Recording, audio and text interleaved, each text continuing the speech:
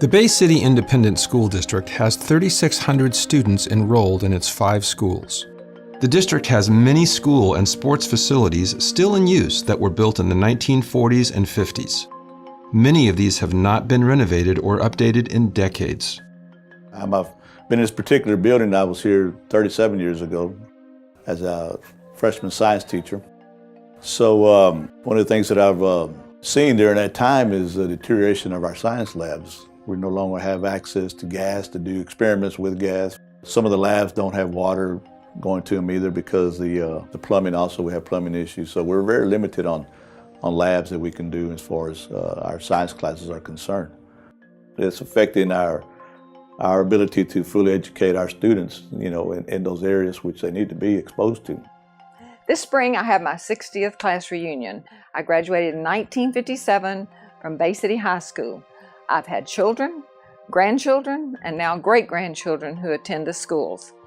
Back in 1957, the school was a pristine school. It was beautiful, state-of-the-art. Another area of concern are our bathrooms. All of our bathrooms are very outdated. When I started 39 years ago, they were adequate, and now they need a lot of work. We have plumbing issues, we have overflowing issues. We have issues where at times we have to shut them down and 2 or 3 of them at a time, and the kids have to wander all over the building trying to find bathroom facilities. Flooding is a recurring issue on the Bay City Junior High School campus. When it does rain here, the campus is going to flood. The bus loop, you can't get the buses in. The teachers, they have to leave their classroom to go move their car because our cars will be underwater. Parents have a hard time picking up their children because the whole side parking lot will completely flood. When there is heavy rains and the kids are having to go to lunch or go to a class outside of the main building, they are having to walk through ankle-deep water because the sidewalks do flood so bad. Teeny Holmes Elementary School has no air conditioning in its gym, and availability of restrooms is a concern. I am a Bay City graduate, class of 2000. One of the issues that we have here at Teeny Holmes is that we don't have restrooms in the cafeteria. So when our kids need to go to the restroom during lunch, we either need to escort them far away or we need to send them to the nurse where she might be taking care of other patients.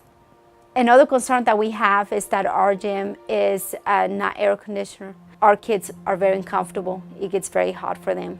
So when a norther blows in, the floors get wet, they're slippery, and it is not safe for our kids. Lenny Roberts Elementary School has an open-air gym used for PE. It has no air conditioning. Condensation frequently forms on the concrete, making the floor slippery. When we're out in PE, it's just kind of miserable and hot and sweaty, and it's like a garage because it has these garage doors it opens, and we don't really enjoy it because it's hot out there and nasty and yucky. But in that gym, it's also concrete, so if we fall, we could get hurt. So I wish we had something like a little less dangerous. The bathrooms in Lenny Roberts have stalls that are not in good working order. These stalls, they do not lock. They just close, and they open because they don't stay closed.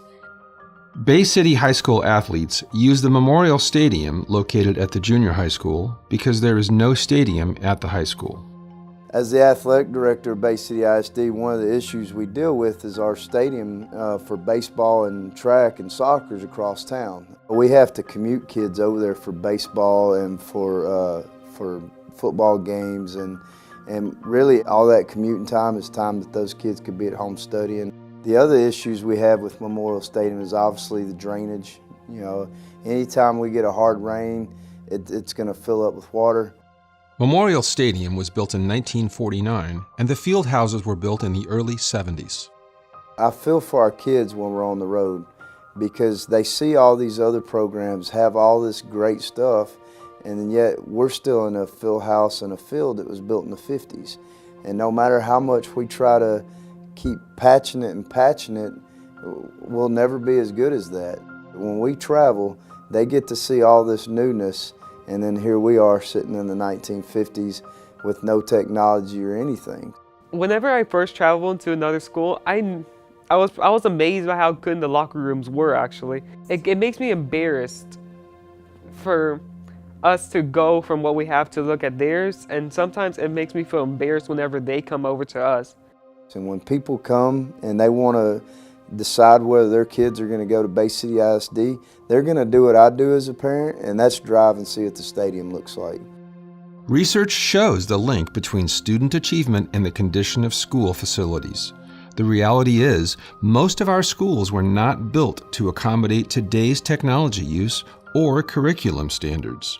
And at Bay City ISD, it is our mission to provide our students a hometown school, but with big city opportunities.